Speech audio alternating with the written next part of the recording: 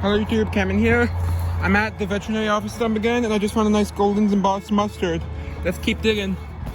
I've got two nice finds in a row lined up next to each other. There's this one which I've not identified yet. Beautiful. And there's a nice Schaefer beer. Another Seltzer in the hole. Can you see that? Should my camera clean enough? You see that head sticking out? Oh my god!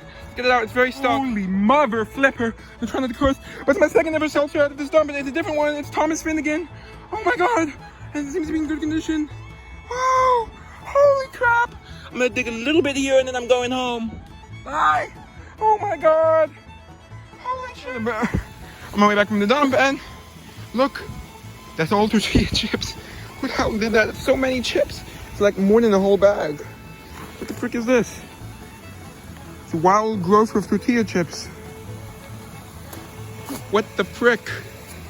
That's a lot of chips. Hello YouTube, Catman here. I'm back with the review.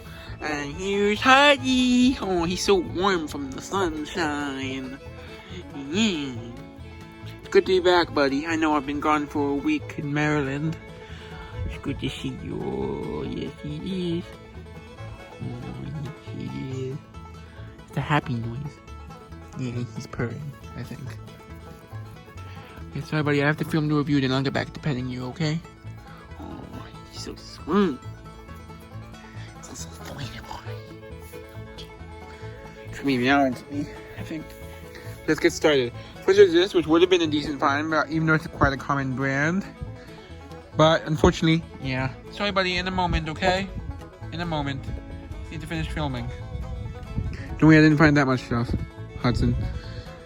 Okay, so see, it says, here, let's get the focus. Charles Golden, capacity, and then Netway, New York.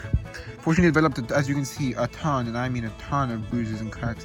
Since it's not really that rare, I'm not gonna, as far as I know at least, it's common, but I'll research to double check that this exact one is common. I know the brand is common.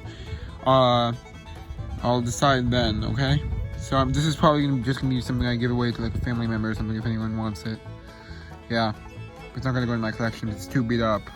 Okay, I'm back, and so I'm following the idea of Southern Searcher, and I'm only doing this because, and I will only do this with jars that are not in the, that would end up in literally the recycling if I didn't do this.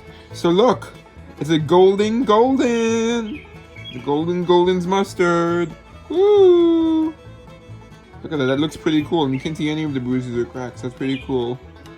Yeah. So that makes a nice display thing. I put it on windowsill. Yeah, that's nice. Huddy wants to come out. Look at that cute boy. Oh, he meowed. Come on out, buddy.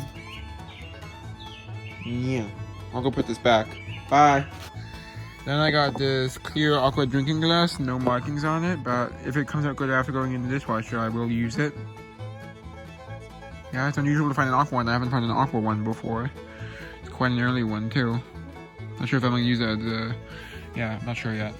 Okay, then I found, this is my second one of these I've dug at this dump. I think the last one was in the previous video at this dump. You can see it's a F&M Schaefer Brewing Co. New York. Yep, and it is blown, but fortunately it does have a bruise on the back. And it's it has more case wear than my last one, I think, but I'll do a direct comparison to be sure.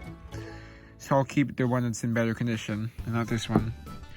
Here's an interesting one, which I think could be local, but I won't know until I do research. The reason I think it could be local is because it has a C, which could stand for the town I live in. I have no idea actually, but it looked like kind of like this reminds me of that symbol for like a doctor. You know, I think it might actually be something else now I looked at it more closely. Yeah, it is actually. I'm not sure what that symbol is, so I'll have to research it, and we'll find out. And if I do find out, I'll update you, of course. Okay, so I have a theory for it now. Yep. So you see, it says AG. It's not a C, it's a G. It turns out AgNO. So the formula for silver nitrate, which I think is used for medical purposes, or at least can be, is AgNO3. So I think that's what it is. Or at least that's my best theory that I've come up with. You're schmoozy, by the way. I don't think I've shown her much. There she is. Pretty little girl. She's taking a nap. I should leave her alone. Yeah, and this is a cork you'll see in a later video that I dug. It was in a broken bottle, so I saved the cork. And put it in here. Yeah, that looks nice. Okay, bye. Maybe AN Co. or something like that. I don't know. I have to look it up. It's a pretty interesting bottle though, and it is blown in a mold, as you can see. It's kind of like an olive oil style of bottle, kind of, but I don't think it's olive oil. It might be like a hair tonic, though. But I'm assuming medicine if I'm getting the symbol right. But it's not exactly the same as like the traditional symbol, so that's why I'm not sure. Yeah, and then let's get to the best find, the Seltzer. Yeah, so this was directly under a tree. So I was digging under the tree roots, and then at first I found the top. I was like, wait a second, is that what I think it is? It looks like a Seltzer top, and I was like, yes. And I started digging and digging and digging. Oh good, it's just a bubble. Sorry, I thought I saw a bruise. It was just a bubble. I started digging and digging and digging, and I saw that, yes, it's whole. Unfortunately, it looks like a scratch with my rake right there, but that's okay. So let's show it. It does have the original top. Thomas Finnegan, Austin, New York. And it's going to display real nice. You can see it says the same thing here, Thomas Finnegan. Yeah, the top's not in as good condition as on the last one. It's still in pretty great shape considering it was buried. Great shape, yeah. Same style of shape too, like with the base like this. Fortunately, this one's not working, so I can't get any of the water out.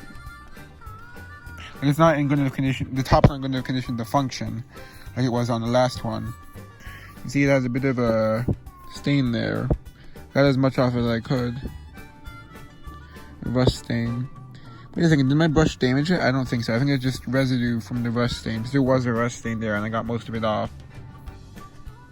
Yeah, so that's beautiful. Look at that.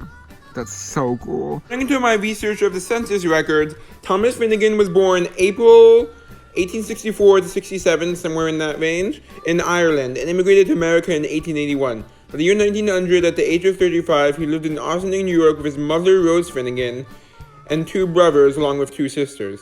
At this time, the census listed him as a mineral water manufacturer.